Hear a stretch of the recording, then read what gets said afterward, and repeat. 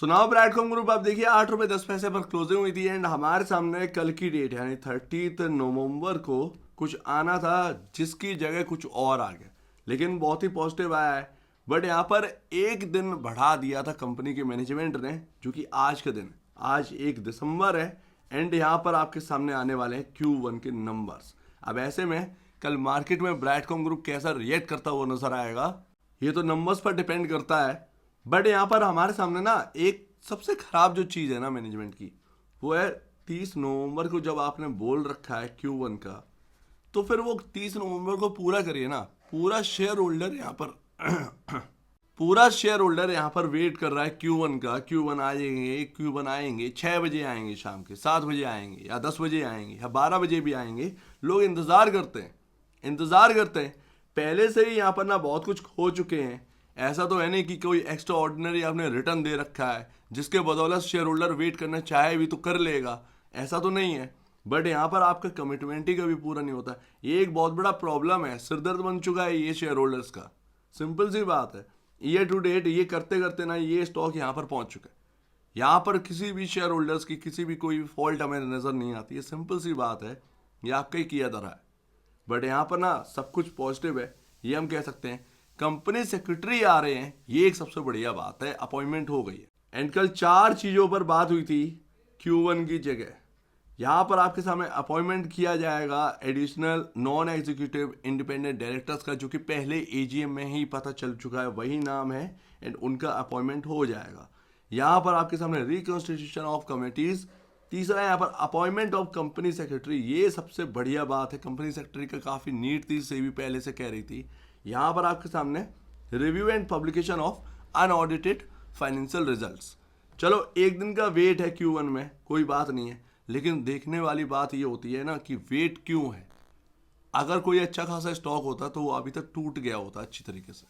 बात इतनी सी है। एंड जैसा कि यहाँ पर लिखा है 1 दिसंबर, तो यहाँ पर आपके सामने आ जाएंगे। अब कितने बजे आएंगे ये नहीं पता, हो सकता है दोपहर में आ जाए, हो सकता है कि यहाँ पर ना आपका शाम को आए। अब ये प्रॉब्लम ये है ना, ये यूएस के हिसाब से चलते हैं। अरे ये इंडिया है, यूएस नहीं है। यूएस का यहाँ पर क्यों दे रहे हो डेट? सिंपल सी बात है, आप यूएस रहते हैं, हम लोग इंडिया में रहते हैं, बहुत जमीन आसमान का अंतर। तो यूएस के हिसाब से क्यों दे रहे हो? इंडिया के हिसाब से दीजिए ना डेट। बात इतनी सी है। एंड जो कंपनी सेक्रेटरी है उनका नाम है श्वेता सिंह, जो कि यहाँ पर अपॉइंट करी जा रही है whole time company secretary Broadcom group limited के अंदर। अब अगर याद हो, हम BSE पर चेक करते थे तो राजेश वनकटरा का नाम आता था बार बार कंप्लायंस ऑफिसर के अंदर, कंपनी सेक्रेटरी के अंदर। यहाँ पर ना BSE वालों की गलती यही है कि वो अपडेट नहीं थे। ब्रैडकॉम ग्रुप के जो राजेश वनकटरा थे वो मार्च 2024 को ही रिजाइन दे चुके हैं। कोई भी कंप्लायंस ऑफिसर और यहाँ पर आपके सामने कंपनी सेक्रेटरी नहीं था इस कंपनी के अंदर। ये 5 मार्च 2024 को ही आउट कर चुके हैं, तब से जगह खाली है।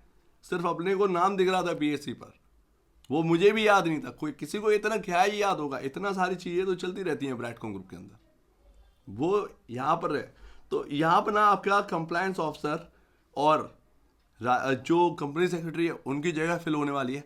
हो सकता है कि अब ये डायरेक्टली सही तरीके से बात करें as a compliance officer BSE और NSE से।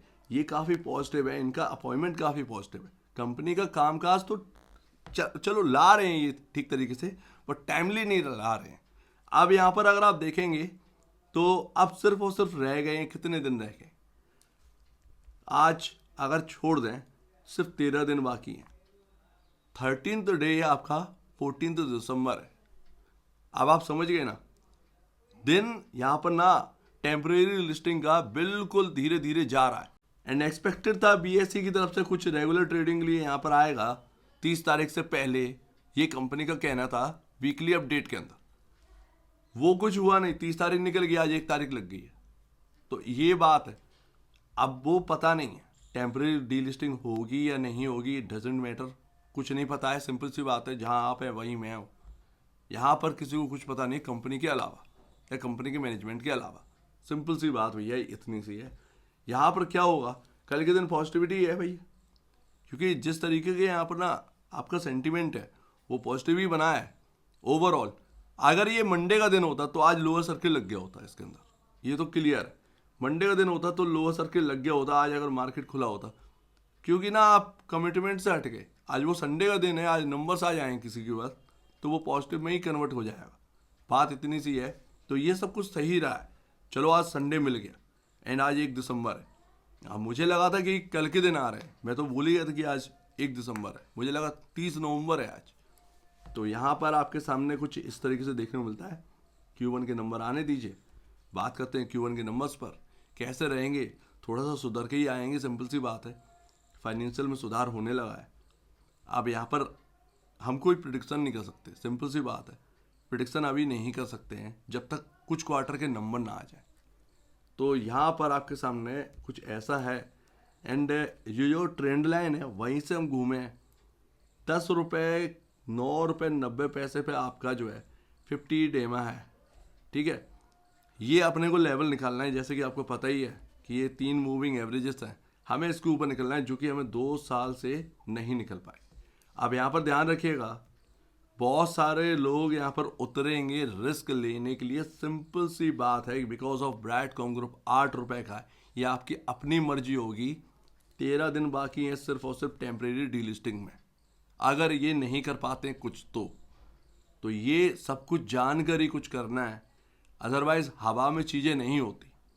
फिर आदमी क्या होता है कि सर पटकने लगता है, सोचने लगता है कि यार मैंने गलत कर दिया। तो वो उससे ना गलत करने से पहले सोचो, सही है या गलत होगा ये पता नहीं है।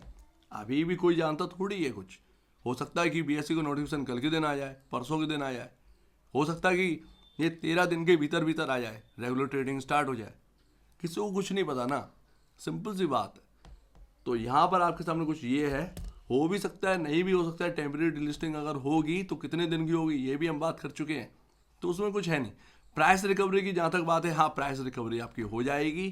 टेम्परेरी डीलिस्टिंग अगर होती भी है तो वो प्राइस ऊपर ही ओपन होगा जिस दिन रीलिस्टिंग होगी, ऊपर ही ओपन होता है। जैसे मान लीजिए 8 रुपये पर ऐसा हो ना हो, 8 रुपये पर ये स्टॉक टेम्परेरी डीलिस्ट हुआ। टेम्परेरी डीलिस्टिंग की बात नहीं कर रहा हूँ, टेम्परेरी डीलिस्टिंग। जब कंप्लायंसेस पूरे नहीं होते तो टेम्परेरी डीलिस्टिंग हो जाती है। ये आपका कॉफी डे में हो चुका है वैसी चीज़। तो जब ओपन होता है ना तो कहो 15 16 17 18 के ऊपर ओपन हो। लेकिन होता क्या है कि इतना बड़ा गैप बन जाता है ना, वो आपका 8 रुपये और 16 रुपये में, वो जब फिल होता है ना तो लोग बेच कर उसको 8 रुपये तक ले ही आते हैं। ये ध्यान रखिए। ये अपना कैफे कॉफी डे में भी हो चुका है। 25 पर बंद हुए थे, 50 पर ओपन हुए एंड 50 से फिर 25 रह गया, फिर उसके बाद चलना स्टार्ट किया था।